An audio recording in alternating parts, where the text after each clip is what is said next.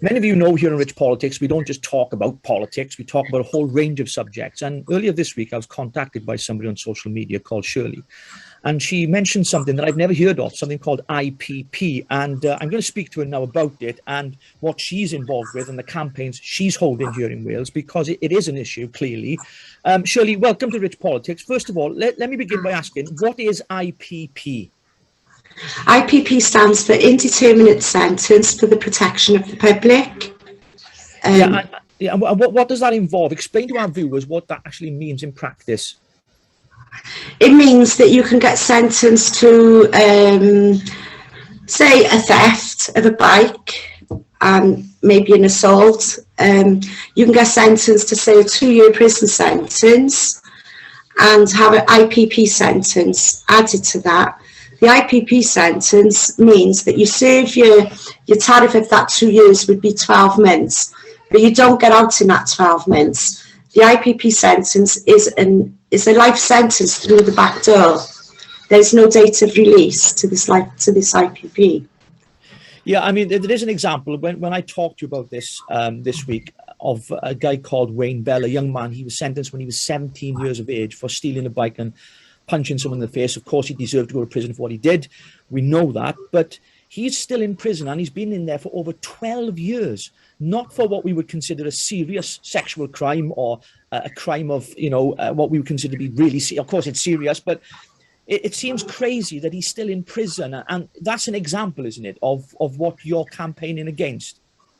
Yeah, well, you do the crime, you do the time, is the old saying. He got sentenced to 17 months, I think. And he's still in prison all these years later, 12, 13 years later, still in prison. And the reason for that is because when the sentence was first brought out, it was meant for perpetrators of sexual violence, terrorists, paedophiles, people like that. But it wasn't implemented properly, so judges were dishing it out to those that committed the far less serious crimes. And some were sentenced to, the least sentence ever given out was someone that was sentenced to 28 days imprisonment and served 11 years. Because the government... He served 11 years, having been sentenced for 28 days. Yeah, yes. And that's happening here in the UK. It's not happening now because they abolished the sentence in 2012. It was deemed inhumane and unlawful by the European Courts of Human Rights. So they stopped dishing it out in 2012. So it's not happening now. But for those that were sentenced to it, it wasn't abolished retrospectively. And the government were only expecting about 600 to 800 people to be sentenced to the IPP. Like I said, because it wasn't implemented properly, almost 10,000 got caught in the net for committing minor offences. A 28-day prison sentence says it all, And because there were almost 10,000 people sentenced to this IPP, it meant the prisons become overcrowded. They never had the resources there to cope with them. Like your Wayne Bells wasn't able to access any courses. And when they did go on a waiting list, the waiting list was for 3 years. And then they get near to that course, and then they would be moved on to another prison. And Wayne Bell has been moved around about 7, 8, 9, 10 times to different prisons. And in some prisons, the courses were not available. There was a young man, Sean Beasley. He was in Park Prison here in Wales, and he had the indeterminate sentence for the less serious crime, and he was told that they don't do the courses there, that he would not be able to progress and would not get out of prison. He committed suicide. The suicide rate of these IPP prisoners is higher than any other sentence, a determinate sentence. The self-harm is higher because there's no light at the end of the tunnel. They don't know when they're going to be released. And some get to do all the courses, and then they go in front of a parole board and they're still denied. And they think, oh, I've done everything I can. I've behaved myself, I've progressed, I've done a thinking skills, the CALM course, victim awareness, and then they're still not getting out. And then their mental health deteriorates. And they're locked up for 23 hours a day, especially because of COVID. And the self-harm with IPP prisoners is still very high. And, they're still killing themselves today. And some have actually lost their minds to the sentence. We have a young man here from Wales. His name is Carl Lamb. His crime was road rage, and he deserved to go to prison. He had 4 years for it, and so be it. Put him away for 4 years. He deserved it. But he wasn't getting. He started to suffer from mental health issues, and he wasn't getting no treatment. He was transferred to Swaleside, who don't deal with IPPs and mental health issues at all, and I've been confirmed this by a prison law solicitor. I was in touch with his mum, who has to call every other month, have a little update on his progress, which she was always worried he wasn't progressing. He'd cut chunks out of his arms and his legs and his chest, and he'd even severed one of his ears off in protest at the sentence. And I phoned her a couple of weeks ago, about a month and a half ago, and her partner answered the phone, and she passed away. And all she ever wanted was her son to be released from prison, and he's gone back to self-harming again. He's severed his other ear. Yeah, the reason why I wanted to get you on, because I wanted to make people aware of this, people on social media, for example, that follow me as well, because I think it's important people know about this. Can I just ask you a couple of questions, Shirley? First of all, this law has been abolished, as you say. So those, I assume, that were sentenced before it was abolished are still subject to the IPP. Is that correct?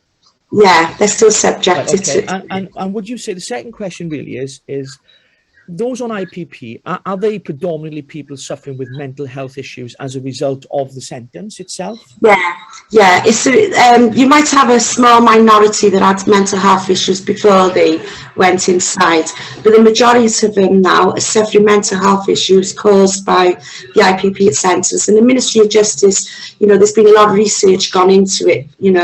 Dr. Harry Anderson has done a lot of research into it, and it's been accepted by the Ministry of Justice that the IPP sentence itself has caused these mental health issues.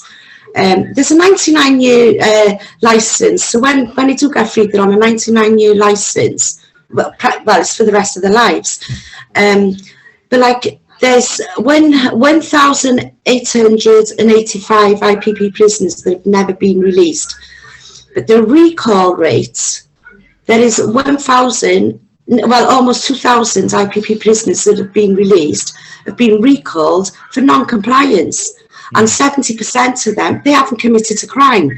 And they're still inside 3-4 years later because probation throw courses at them. They're not available. There was 10,000 prisoners. My prediction is the way it's going, by 2026, 27, it's going to be way back up to 10,000 again, because they're releasing them, and as quick as they're releasing them, they're recalling them, and they're very lucky if they're out for 2 years before the recall. And I know that you've been speaking with Lord Blunkett, who introduced the law back in 2005, and you've been involved in a number of campaigns, Shirley. Do you want to tell us and the viewers a little bit about the campaigns you have been involved in and currently involved in right now, and how they can support what you're doing? We've created a campaign, UNGRIP, with a double P, ungrip.com. Everything you need to know about the IPP sentence is in there. It's the biggest archive of information on the IPP sentence ever created, so everything is in there. And we're campaigning. We got the IPP, the forgotten IPPs. It's a Facebook page, and it's online on Twitter.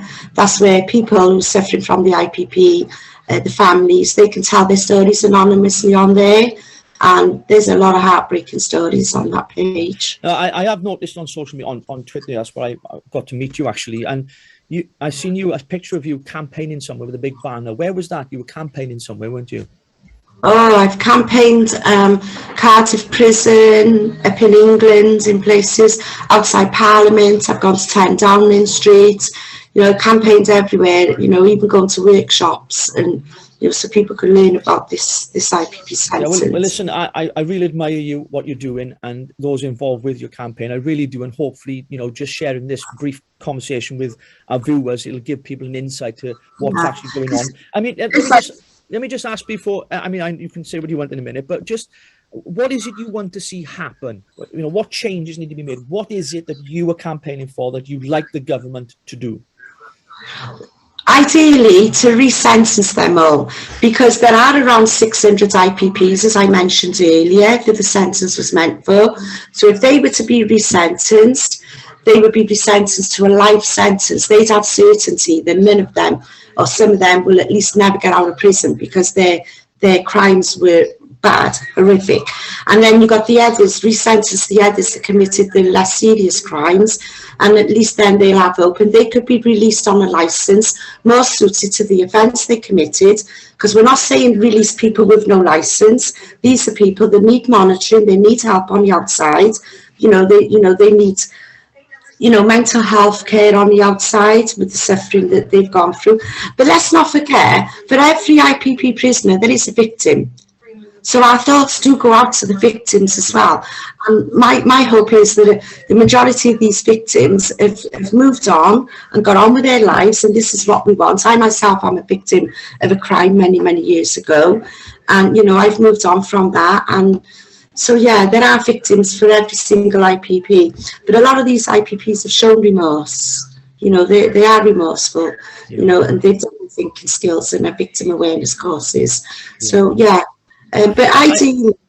Sorry, I think as well, you were saying something there that struck me. You want to see changes with the resentencing. I think the other side of it is more courses in the prison to help people rehabilitate. That's another aspect really that needs to be talked about, isn't it? Yeah, especially the government is saying, and they'll say it again today, they say, we're helping these IPPs to progress. They've got 4 prisons. They now have a therapeutic community on the wing. So these IPP prisoners can get a one-to-one with a psychologist and a one-to-one on this course and that course. But it's not working because they're more or less like 4,000 prisoners inside. There's not enough room on these therapeutic community wings. And so, like as I said in Carl Lamb's case, throw them into an ACAT prison where they keep people like, murderers and people like that, terrorists, out of sight, out of mind. And you can't do that. People need to be rehabilitated. It's costing £40,000 a year to keep Carl Lamb locked in a prison cell 23 hours a day with no mental health care, no therapeutic community. And this money could be spent on the outside managing these prisoners in the community with mental health care, or spend it on youth groups, preventing future crime, and, put it into the community with youth and stuff. Yeah, I completely agree, because obviously I was subject to rehabilitation myself many years ago. I was a young offender myself in my teenage years, and thankfully, over 20 years now, I went to rehab and turned my life around. So I do believe in the power of rehabilitation and giving people a chance to integrate them back into the community. Shirley, it's been wonderful having you on. Is there anything else you want to say before we finish today? Yeah. There's so much. I'd need a week to get through it all. But I'll just say there's one prisoner, I'm not going to name him, but I'm supporting him. He's been directed for release to Prescott's prison, open prison, because he'd done all his courses, and he's been in for 17 years on a 2-year sentence for street robbery of a mobile phone. He's done all his courses. He was directed for release to Prescott prison in June this year. They will not transfer him because Prescott won't accept him because he's on a very strong pain-killing medication, and he should be in Prescott now progressing, and he's just left in limbo where he's got to stay in prison through no fault of his own. But it's the system failing. There's just not this, it's just a tragedy. It's a tragedy. Because the families are suffering as well, mums, dads, and people dying and self-harming. It's not nice. Well, Shirley, listen, it's been an absolute pleasure speaking to you, and hopefully by doing this interview, we're going to get this out there on social media so people can be aware of the work that you're doing. Now, just to finish off, how can people get in touch with you if they want to ask you questions or show support or whatever it is? How can people get in touch with you? There's the UNGRIP campaign, UNGRIPP.com. If they contact on it, there'll be an email. They can email us, they can call us, and there's all the help, any help they want. Contact the UNGRIP campaign with the double P. Wonderful. Shirley, thanks for coming on Rich Politics. I really appreciate it. Okay, thank you very much. Thank you for helping to get this out there. Thank you. Bye.